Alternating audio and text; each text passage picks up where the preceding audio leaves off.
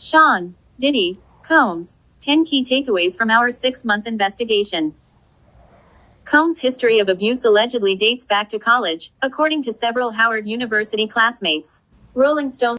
Shortly after R&B singer Cassandra, Cassie, Ventura filed her sex trafficking lawsuit against Sean, Diddy, Combs last November, Rolling Stone launched a wide-ranging, 6-month investigation into the rapper, record mogul, and billionaire businessman. The reporting led to interviews with more than 50 people connected to Combs throughout his career, stretching back to his days as a student at Howard University. As you come on to the page, kindly hit the like bell and subscribe to the channel if you haven't done so as yet. And don't forget to put on the notification bell so you can be notified when I drop the next video. Thank you. The career-spanning article, published Tuesday, uncovered a previously unreported allegation of violence against a woman on the Howard campus, new details of alleged physical aggression, and claims that Combs sexually harassed a freelance employee at a 2001 party. The new claims bolster the public allegations made against Combs in the 6 additional sex assault lawsuits filed by 5 women and a man since Ventura stepped forward. Combs' attorney did not respond to the specific allegations made by sources who spoke with Rolling Stone. Combs cannot comment on settled litigation, will not comment on pending litigation, and cannot address every allegation picked up by the press from any source, no matter how unreliable, attorney Jonathan Davis says in a statement. We are aware that the proper authorities are conducting a thorough investigation and therefore have confidence any important issues will be addressed in the proper forum, where the rules distinguish facts from fiction. Rolling Stone in a video posted on social media May 19. Combs apologized for beating Ventura in a hotel hallway, calling his actions, captured on video, disgusting. College years. Rolling Stone 1. Abuse allegations against Combs date back to his at Howard. Combs became known for hosting rowdy weekly parties. But several women remember him more for an alleged incident outside a school dorm. One classmate tells Rolling Stone that Combs showed up outside a women's dorm one night and began screaming for a girlfriend in a belligerent manner. Other women in the dorm quickly began running through the halls, knocking on doors in a panic, according to the source. They were sounding the alarm that Combs, known then by his nickname Puff, was attacking the young woman outside, she recalls. Puff is out here acting crazy. He's beating her, the fellow students said. According to the classmate, he screamed and hollered and acted a stone fool until she came downstairs, says another student who witnessed the beating. She says Combs used what appeared to be a belt to strike the young woman all over the place. Speaking on the condition of anonymity due to the sensitive nature of the incident, the witness says Combs appeared super angry and was screaming at the top of his lungs, adding that he whooped her butt, like really whooped her butt. The witness says the woman was clearly terrorized. She was trying to defend herself a little bit. She was crying. And we were telling him, get a fi of her. We were screaming for her. A third source also recalled the alleged assault to Rolling Stone. The woman at the center of the alleged attack declined to speak with Rolling Stone. 2. Combs allegedly beat a music executive bloody over the man's relationship with Combs' ex, Kim Porter in 2000. Porter's fledgling courtship with late music executive Shakir Stewart enraged Combs. When the industry gathered for L.A. Reid's wedding in Italy that summer, Combs went to Stewart's hotel room after the ceremony and allegedly broke a chair over Stewart's head. Stewart's mother and 2 of his close friends tell Rolling Stone. He left him bleeding on a hotel floor in Italy, Stewart's mother, Portia, says. He had to have stitches and then Combs threatened him. I'm going to kill you. That's when I said, you need to get out of this business. This man is crazy. Anna says she avoided Combs the rest of the night. Weeks later, her boss girlfriend confided that Combs allegedly approached the boss the night of the party to solicit me for sex, Anna says. A friend confirmed to Rolling Stone that Anna told her about both the encounter and the proposed arrangement when they began working together a few years later. The boss did not respond to Rolling Stone's request for an interview, and the girlfriend declined to speak. I felt quite unsettled about this for many years.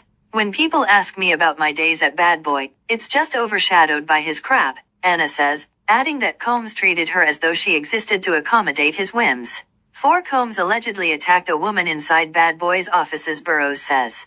He once saw Combs physically assault a woman inside Bad Boy's offices in 1994. He and another ex-employee tell Rolling Stone they had to tear Combs off the woman after hearing screams and the sound of shattering glass. The woman declined Rolling Stone's request for comment. Felicia Newsom, the first manager of Bad Boy's recording studio, Daddy's House, recalls once holding Combs inside Bad Boy's offices in 1994. He and another ex-employee tell Rolling Stone they had to tear Combs off the woman after hearing screams and the sound of shattering glass. The woman declined Rolling Stone's request for comment. 3 accusers speak out for the first time. It isn't about the money. 3 of the women now suing Combs for sexual assault tell Rolling Stone that once they learned their abuse was part of an alleged pattern, it was time to lend their voices to hold Combs accountable. It isn't all about money, says Joy Dickerson-Neal. It's about making sure the world sees that this man who rose to the level of an icon is actually sick and has left so many victims in the wake of his unpunished disgusting behavior for years. T had a whole feud screenshot saved to device out that was stolen from me. Being sexually assaulted and having no recourse is so painful, model Crystal McKinney says. I felt it was time to lend their voices to hold Combs accountable. I had a whole future in modeling mapped out that was stolen from me. Being sexually assaulted and having no recourse is so painful, model Crystal McKinney says. I felt like I was dying every day because I did not yet have the strength to come forward. I hope that by speaking out, I can help other survivors come forward. 3 accusers speak out for the first time. It isn't about the money. 3 of the women now suing Combs for sexual assault tell Rolling Stone that once they learned their abuse was part of an alleged pattern, it was time to lend their voices to hold Combs accountable. It isn't about money, says Joy Dickerson-Neal. It's about making sure the world sees that this man who rose to the level of an icon is actually sick and has left so many victims in the wake of his unpunished disgusting behavior for years. I had a whole future in modeling mapped out. That was stolen from me. Being sexually assaulted and having no recourse is so painful, model Crystal McKinney says. I felt like I was dying every day because I did not yet have the strength to come forward. I hope that by speaking out, I can help other survivors come forward and seek justice. It is important to remember that it is not just Combs, but also all of those who acted with him, stood silent, and actively covered up his behavior that must be held accountable, she says. 6 Combs was jealous of Tupac Shakur's friendship with the notorious B.I.G. Before Combs and his Bad Boy label were embroiled in a rivalry with Marion Suge Knight's Death Row Records, he was fond of the charismatic Shakur. His Bad Boy team spent the summer of 1993 studying the rapper's buoyant hit I Get Around as a blueprint for a commercial hip-hop record. Desperate to be taken seriously, Combs tried to foster a friendship with one of hip-hop's greatest talents, sources said. Shakur wasn't interested. Pac didn't have any kind of respect for Puff, says 90s hip-hop photographer Monkai Yuban, who was close with Christopher Notorious B.I.G. Wallace and other Bad Boy artists.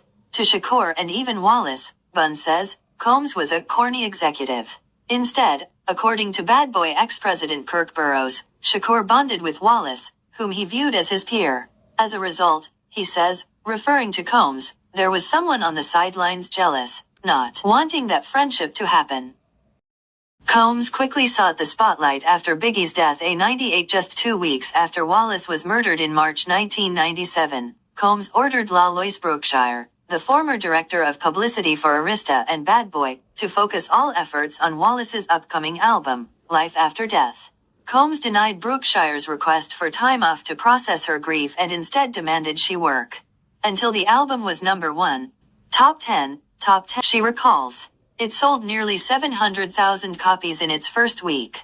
When Rolling Stone approached Bad Boy about a cover opportunity a few months after Biggie's murder, Burroughs claims he advocated for the late rapper to take the spot. I was telling Sean, let's make it Biggie. You still have a chance for a cover in the future, Burroughs recalls. He's like, no, he's dead. I'm putting out Combs' debut album, No Way Out, in July. I need to be on the cover. NF Rolling Stone. Ice Combs got his cover. 2 years later, he acknowledged how Biggie's death had been big business. I think his passing added to the fame, Combs told Rolling Stone in 1999. At least 2 million of the nearly 5 million copies of No Way Out sold were due to his death, straight up. And that doesn't necessarily feel good, but that's the reality. 9 co-workers showed disdain for Combs behind his back inside the Bad Boy offices. Burroughs recalls jealous Uptown execs referring to Combs as Satan and flipping him off as they walked by his offices in the Uptown building. Bad Boy sources say Combs was difficult to work for, claiming employees who wanted to stick around had to learn how to speak puffy. A demanding boss, Combs often yelled to get his point across and fired employees on a whim. No one on his team at Bad Boy spoke back to him, former Dodds House studio manager Felicia Newsom says. Another source recalls artist Mays calling Combs massa. Many Bad Boy artists were unhappy or believe Combs blacklisted them. Mark Curry was affiliated with Bad Boy from 1997 to 2006 and later wrote the book Dancing with the Devil, How Puff Burned the Bad Boys of Hip Hop in 2009. He says Combs repeatedly promised to produce his solo album but never gave him a budget. There's different ways you can kill a person. Curry tells Rolling Stone.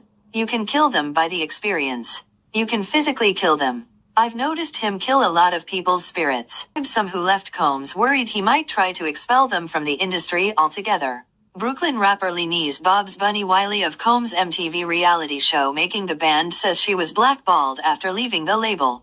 Photographer Monkayu Bun claims her gigs instantly dried up after winning a lawsuit against Combs for withholding a set of Biggie photos from her in 2000. She claims a friend at the Fader magazine told her that Combs personally called the office and said if they worked with Bun, Bad Boy would pull its advertising from the magazine. Bad Boy for life. Asian Rolling Stone. He's someone you don't want to make an enemy out of, says one former employee. When people do go against him, that person gets ostracized. As ex-Bad Boy president Burroughs puts it, Combs never forgets a grudge. If he sees a snag in the sweater, he'll pull. As you leave the page, don't forget to hit the like bell and subscribe to the channel if you haven't done so as yet. Thank you for watching.